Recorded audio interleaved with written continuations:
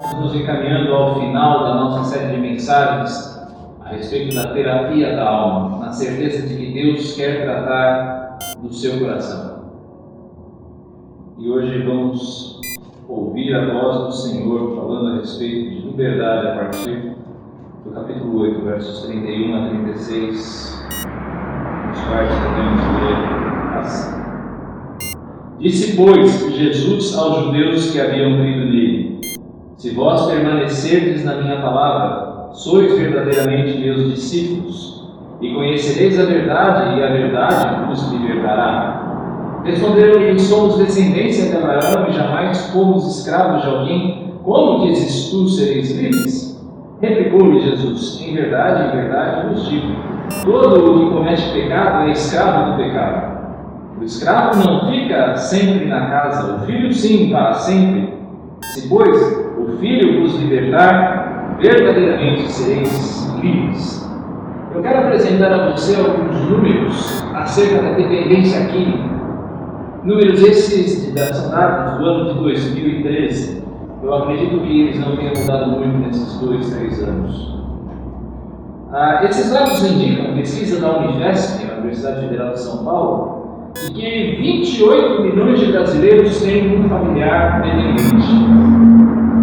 5,7% da população, ou seja, cerca de 8 milhões de brasileiros têm um familiar nessa situação, ou conhecem uma pessoa nessa situação. Isso representa um número de 1 em cada 25. Isso piora se você considerar que para cada dependente químico, mais 4 pessoas são afetadas. E se nós temos a cada dependente mais 4 pessoas afetadas, então nós temos um número cerca de 32 milhões de brasileiros padecendo por causa da dependência química. Ou seja, cerca de 1 em cada 6 brasileiros encontra-se afetado pela dependência, pelo vício em algum tipo de substância. É um quadro bastante grave. E ele se agrava ainda mais se nós pensarmos que estas não são as únicas dependências ou os únicos vícios que alguém pode ter. Nós podemos pensar, por exemplo, na dependência, no vício que algumas pessoas desenvolvem em relação ao sexo. Podemos pensar em pornografia, por exemplo. Podemos pensar em pessoas que são dependentes de comida. Podemos pensar em pessoas que são dependentes do jogo, pessoas que perdem muito dinheiro jogando em apostas. O quadro então se torna muito mais alarmante. E por isso a importância de nós pensarmos nesse tema, de nós considerarmos nesse tema aqui nesta noite, e de pensarmos como nós podemos buscar liberdade em relação ao vício, de como nós podemos ser libertos em relação ao vício. Deus não traz essa mensagem à toa. Pode ser que essa seja a realidade de algum de vocês, ou a realidade de alguém que nos assiste em casa, ou a realidade de alguém que você ama, a realidade de alguém com quem você se preocupa. Por isso eu convido você a considerar muito bem a importância do que vai ser dito hoje a partir desse texto que lemos, de João capítulo 8. Essa história aqui, essa passagem, ela se encaixa num momento de grande confrontação do ministério de Jesus.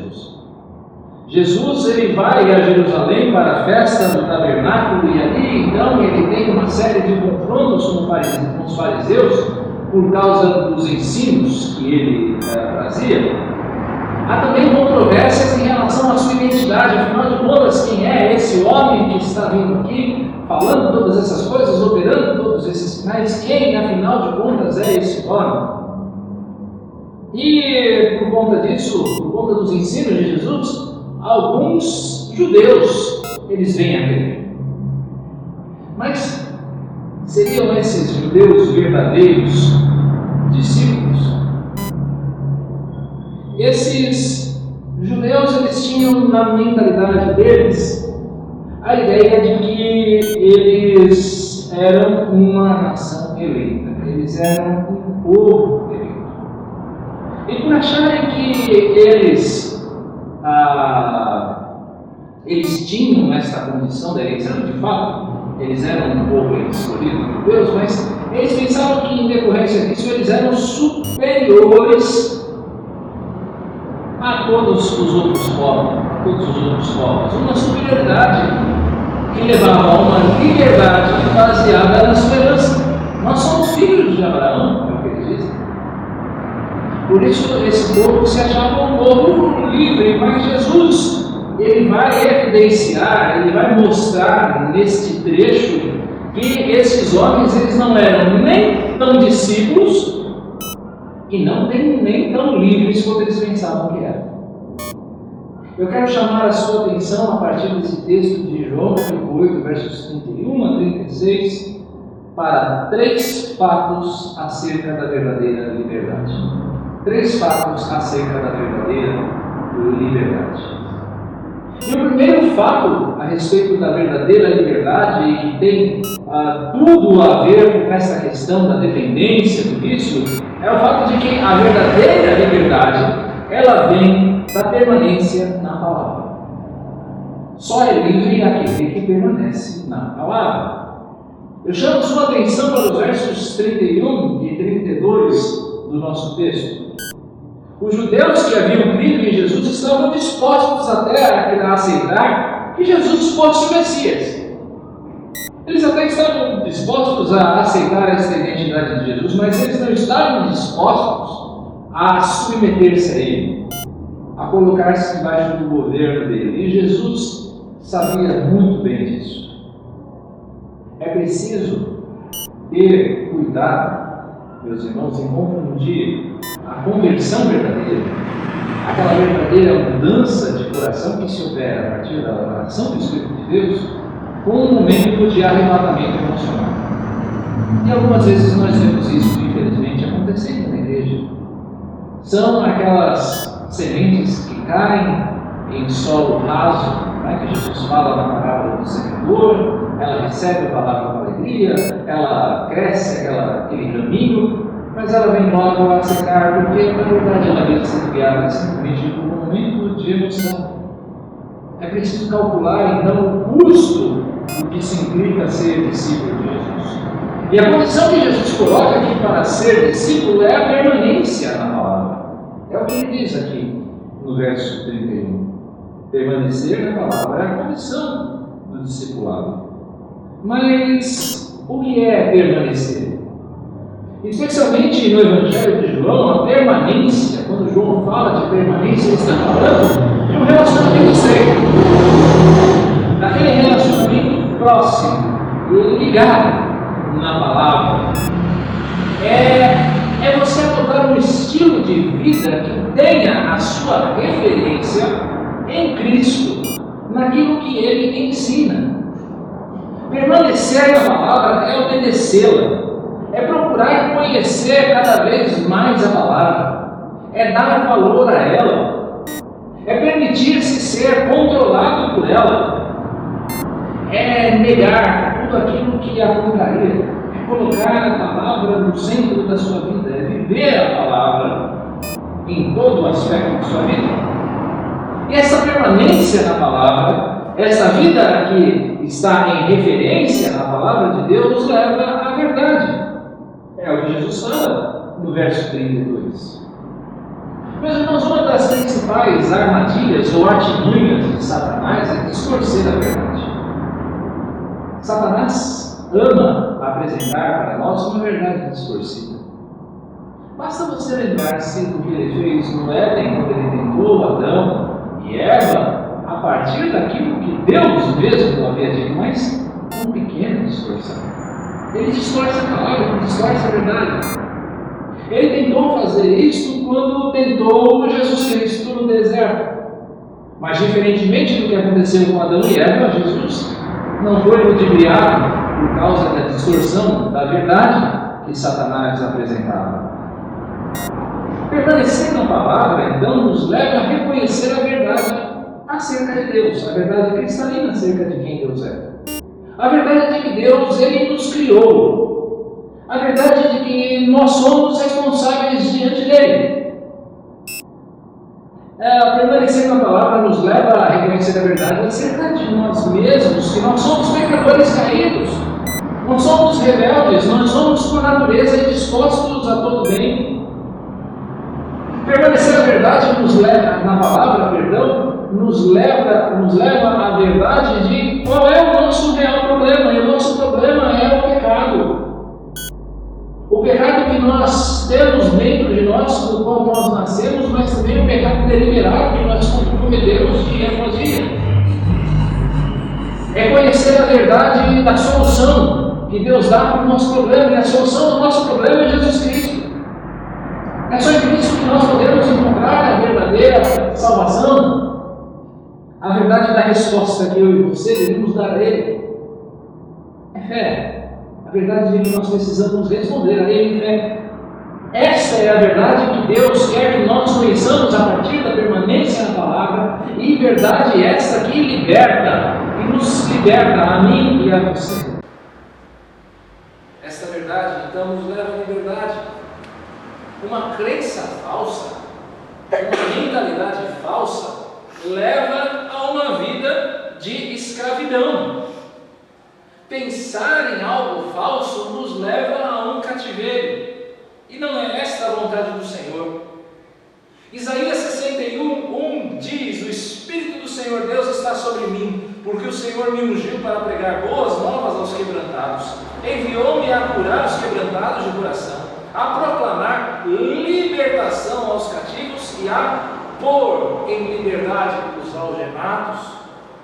A verdade, então, ela rompe esta cadeia, esse grilhão da mentalidade falsa, do erro, e nos leva, então, à liberdade. Uma liberdade não para nós fazermos o que quisermos, mas uma liberdade para nós fazermos o que nós precisamos fazer.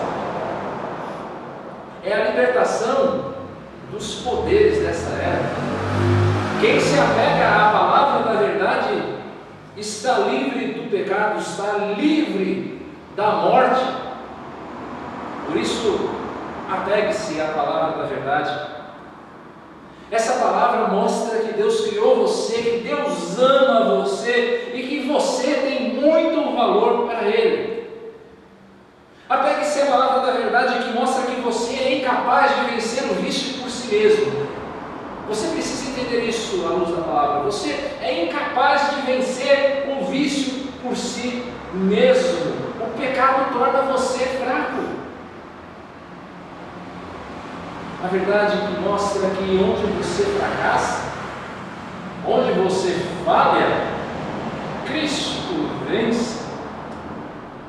A carta de Tiago, capítulo 1, verso 22 a 25, diz assim: tornai-vos, pois, praticantes da palavra, e não somente ouvintes, enganando-vos a vós mesmos, porque se alguém é ouvinte da palavra e não praticante, assemelha-se ao homem que contempla no espelho o seu rosto natural, pois a si mesmo se contempla e se retira, e para logo se esquece de como era a sua aparência. Mas aquele que considera atentamente na lei perfeita, lei da liberdade, e nela persevera, não sendo ouvinte negligente, mas operoso praticante, esse será bem-aventurado no que realizar. Apegue-se à palavra que liberta. A liberdade verdadeira flui destas páginas. A verdadeira liberdade flui deste livro e não pode ser comparada a qualquer conceito humano de verdade. Isso me leva ao segundo ponto, a segunda verdade, o segundo fato acerca da verdadeira liberdade. A verdadeira liberdade não vem de qualquer conceito humano. A verdadeira liberdade está longe de qualquer conceito humano. Os versos 34 e 35 do nosso texto, ele vai mostrar que, a partir dessas palavras de Jesus, começa um conflito entre ele e aqueles que eram supostos discípulos. Eles entendiam a sua liberdade e a sua superioridade de acordo com o conceito judaico. Como nós já dissemos, eles pensavam: eu sou geração de Abraão, eu sou de uma família especial, uma família sobre a qual repousa a eleição, a escolha, a promessa de Deus. Aqui no meio da gente, no meio do nosso povo, tem o nosso templo. Tem o templo, o lugar onde Deus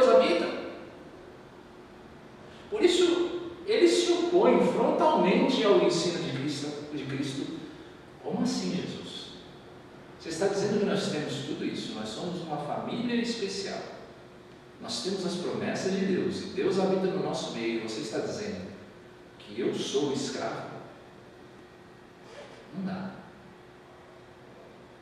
Para a maioria das pessoas, a liberdade que vem da palavra não faz o menor sentido.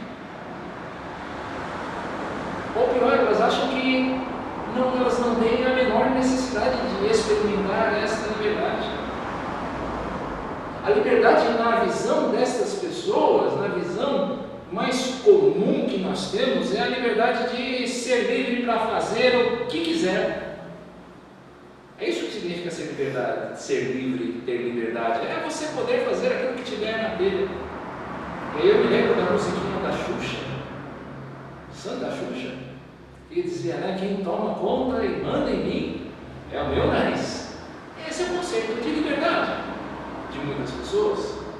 Para muitas pessoas, a liberdade significa você pensar que você é dono do seu destino. Ou como dizia aí, agora citando Caetano Veloso, né? Ou melhor dizendo, Gilberto Gil, meu caminho pelo mundo, eu mesmo faço. Para algumas pessoas, liberdade, isso. E o pior, para algumas pessoas, até mesmo a dependência é prova de liberdade. Tem uma música do Nath Roots, um reggae, não sei se você gosta de reggae, mas tem uma música do Nath Roots que diz, né, liberdade é para dentro da cabeça. O que ele está querendo dizer com isso? Ou seja, você fumar um baseado, você acender um baseado, é porque você é uma pessoa liberada, você é uma pessoa livre. São conceitos humanos de liberdade. O conceito humano de liberdade é a ideia de autonomia total, ou seja, você faz aquilo que você quiser. Uma imagem muito comum que as pessoas usam de liberdade é a imagem de um pássaro. Eu sou livre que nem um passarinho. Não é verdade? Só que essas pessoas se esquecem de um pequeno detalhe. O pássaro também tem limites. Pássaro nenhum passa da estratosfera. E pássaro nenhum voa debaixo da terra. Até mesmo o pássaro obedece limites. Nenhum pássaro pode fazer aquilo que ele quiser. Jesus vai mostrar a esses homens que, mesmo sendo politicamente livres, religiosamente livres, eles ainda eram escravos de um senhor cruel, chamado pecado. Jesus não está aqui falando do pecado eventual, aquele tropeção que eu e você, por vezes, podemos dar na experiência humana. Ele está falando da nossa experiência comum, aquilo que é comum na nossa vida, ou seja, a vida em pecado. Aquela vida que ainda não foi transformada por Cristo. Aquele cativeiro em que a pessoa peca constantemente e nem se dá conta disso. Assim é o pecado. Quanto à nossa natureza, o pecado nos domina. O pecado nos submete à sua vontade. Quem peca, como diz o Senhor Jesus, é escravo do pecado. Faça a prova. Faça a prova disso que eu estou fazendo, que eu estou dizendo. Se você não acredita em mim, você que está aqui, se você que está em casa assistindo, você não acredita em mim, faça a prova. Eu desafio você. Passe um dia sem pecar. Tente. Tente passar um dia sem pensar mal de alguém. Tente passar um dia sem contar uma mentira. Eu faço um desafio a você. E se você conseguir passar um dia sem contrariar a Escritura, sem pecar, eu me retrato com você. Mas eu posso garantir a você, o homem por natureza, ele é um cativo do pecado. O pecado é como um laço. Provérbios, capítulo 5, verso 22, ele diz assim, o texto: quanto ao perverso, as suas iniquidades o prenderão, e com as cordas do seu pecado será detido. Ou seja, aquele que está sem Cristo, aquele que vive uma vida de pecado, ele não é livre, ele é um cativo.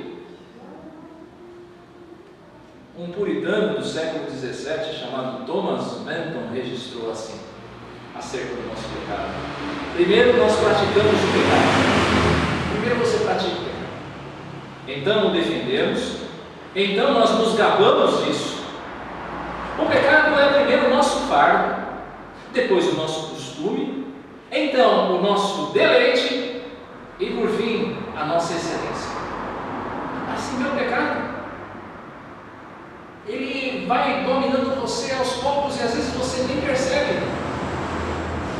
Você nunca se inicia no vício com uma pedra de crack. Você nunca se inicia no vício já se lançando na prostituição. Você nunca se lança no vício comendo logo 5.000 calorias por dia. Tudo começa com um pequeno gole de bebida. Na saída do trabalho, na saída da escola. Tudo começa com uma olhadinha rápida num site pornográfico. Tudo começa com uma moedinha numa máquina de caça-níqueis. Há cerca de 2, 3 anos, nós tivemos a experiência, eu e minha esposa, de irmos a Las Vegas. Nós fomos a Las Vegas. Estávamos numa viagem de turismo na região da Califórnia. Vamos conhecer Las Vegas, já estávamos lá. E nós estávamos num hotel, como a maioria absoluta dos hotéis de Las Vegas, que tem um cassino embaixo. E é impressionante você ver as pessoas jogando ali. 24 horas por dia você vai ver gente jogando ali. Você vai dormir à noite, você sobe para dormir e as pessoas estão jogando. Você acorda para tomar café da manhã e as pessoas estão lá, jogando. E aí eu confesso para você o meu pecado aqui. Eu fui lá jogar uma moedinha numa máquina lá no caça-níqueis de Las Vegas. E aí você coloca a moedinha, e você joga, e aí você perde. E aí você coloca a segunda moedinha, você perde. Aí você coloca mais uma moedinha e você ganha. E aí você coloca outra moedinha e você ganha de novo. E você coloca uma outra e ganha de novo. 3 vezes, né? Eu já estava com $18 na mão. Tinha descido, acho que com 5. Eu estava com 18 na mão. E aí você fala, agora vai.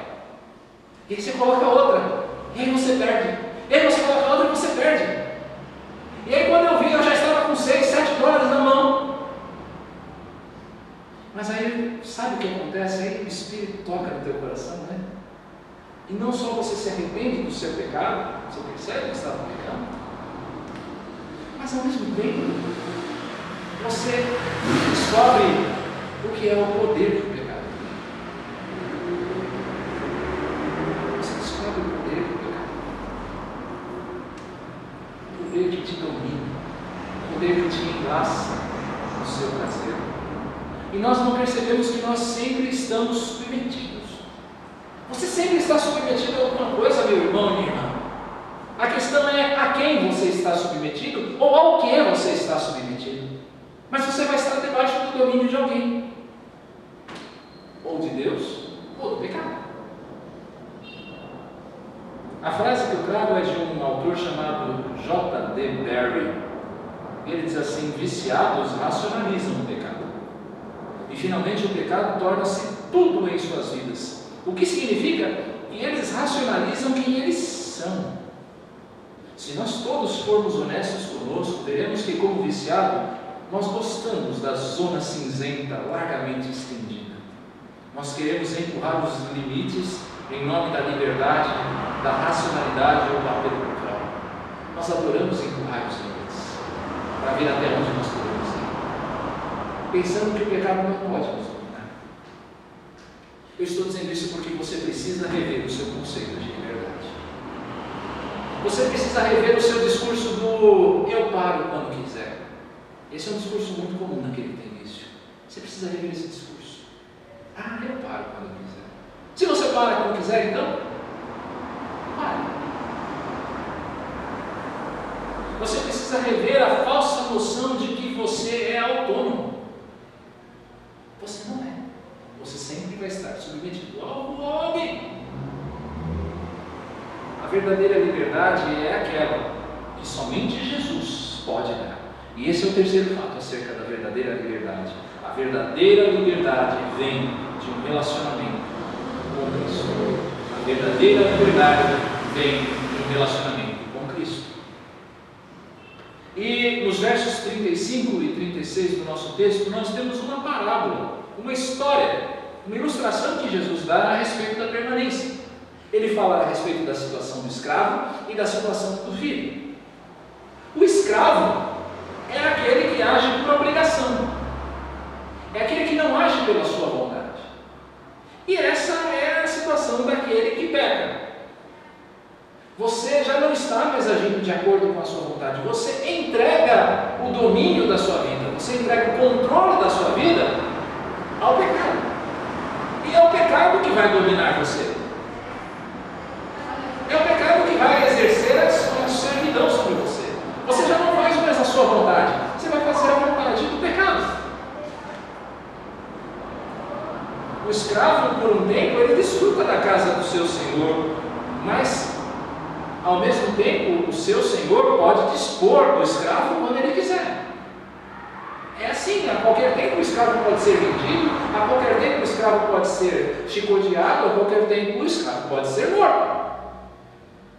É assim com o pecado, é assim com o vício.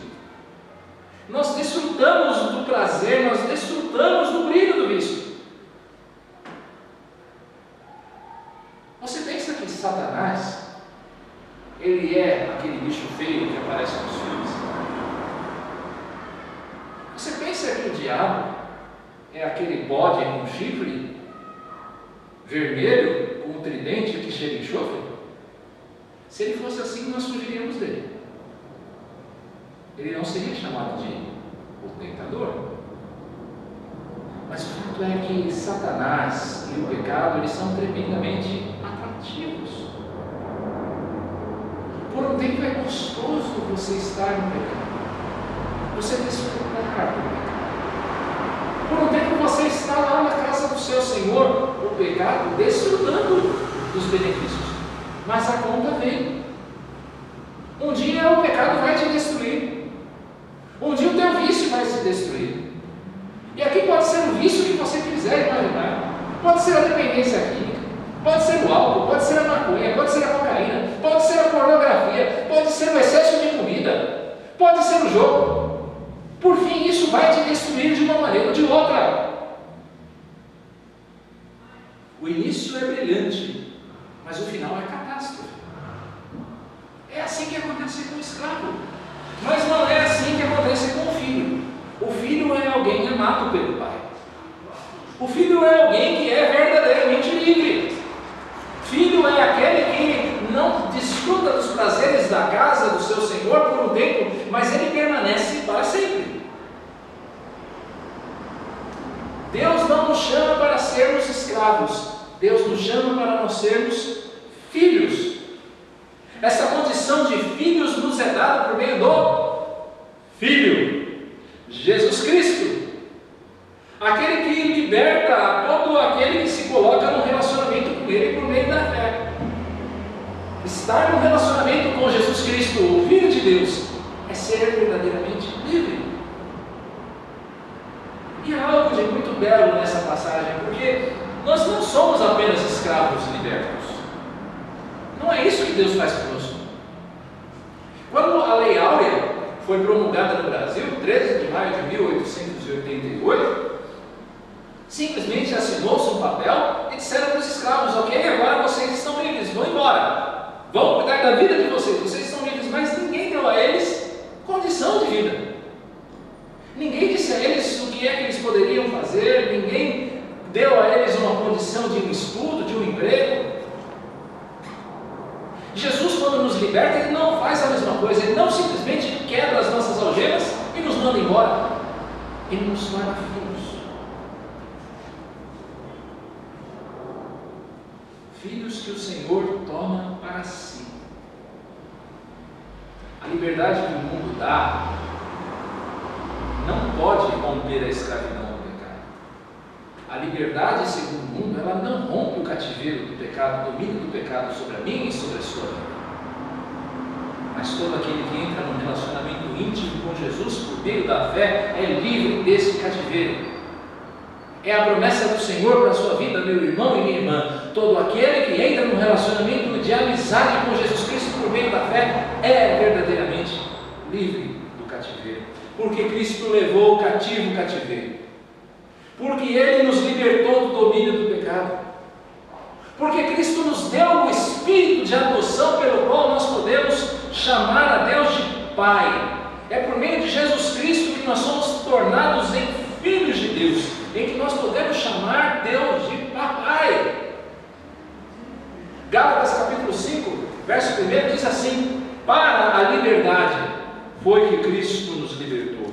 Permanecei, pois, firmes e não vos submetais de novo a jugo de escravidão. Você foi liberto por Cristo. Você que recebeu a Cristo por meio da fé, você é livre. Mas se você ainda não tem a Jesus Cristo, você é um cativo do pecado. E eu quero desafiar você nesta noite a tomar posse desta liberdade para si, a experimentar o que seja a verdadeira liberdade que Cristo dá. Perceba que ao nos tornarem filhos, Jesus não muda apenas o nosso comportamento. O interesse de Jesus não é apenas que você apague o baseado. O interesse de Jesus não é simplesmente que você coma menos. O interesse de Jesus não é que você recorra ou deixe de recorrer à pornografia. O interesse de Jesus é tornar você em uma nova criatura.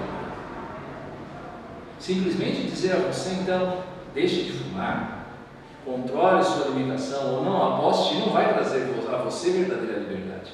Essa não é a verdadeira liberdade. A verdadeira liberdade é um coração que é a fonte de vida transformado. Esta é a verdadeira liberdade. E esta é a liberdade que apenas Cristo pode promover em você. Quando Jesus, eu concluo aqui, quando Jesus ele expõe a falsa noção de liberdade que esses homens tinham, preste bem atenção nisso. Quando Jesus expõe que a noção que eles tinham de liberdade é uma noção falsa, esses homens deixam de ser discípulos. E aí aqueles homens que haviam afirmado crer em Jesus, sabe o que vai acontecer com eles? Eles vão dizer que Jesus é samaritano, ou seja, ele não era judeu, ele era de uma raça inferior, que ele tinha demônio e que eles decidem então apedrejá-lo. É isso que acontece quando Jesus rompe o conceito de falsa liberdade dele. E você? E você?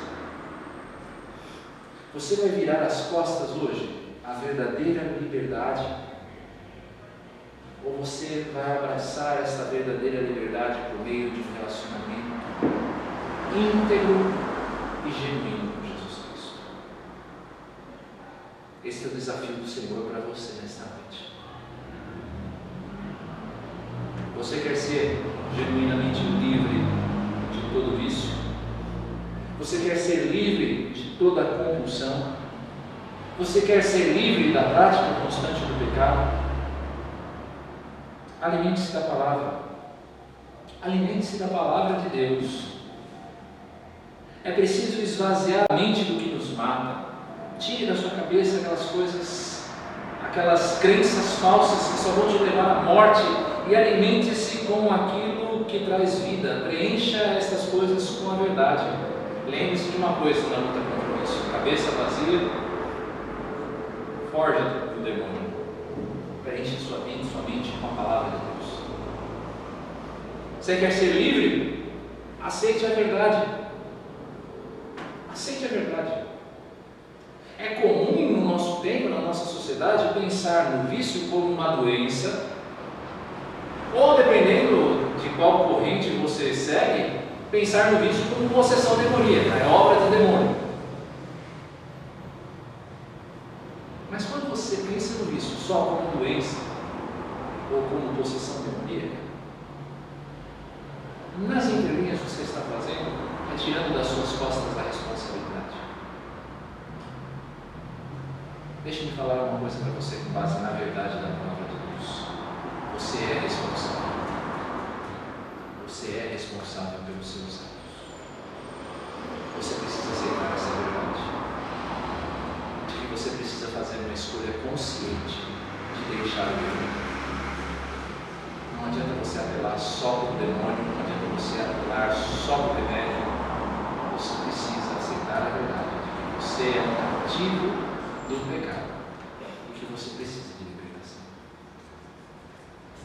Quer ser verdadeiramente livre?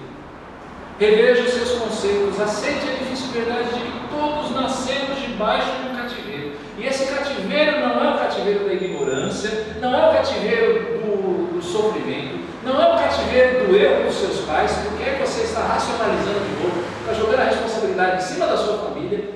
Aceite a verdade de que você é um cativo do seu próprio pecado. Reconheça a sua necessidade de libertação. Quer ser livre?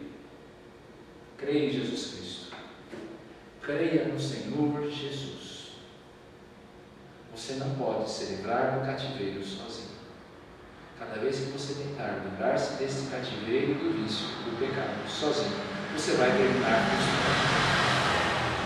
Você precisa crer no Senhor Jesus. Você precisa estar num relacionamento de amor com Ele. Porque onde você falha, Ele é bem sucedido. Jesus é poderoso para libertar você de todo cativeiro. A nossa oração, querido irmão que está aqui, querida irmã que está aqui, irmão e irmã que está em casa, amigo que nos ouve, a nossa oração é que você prove desta verdadeira liberdade. Liberdade essa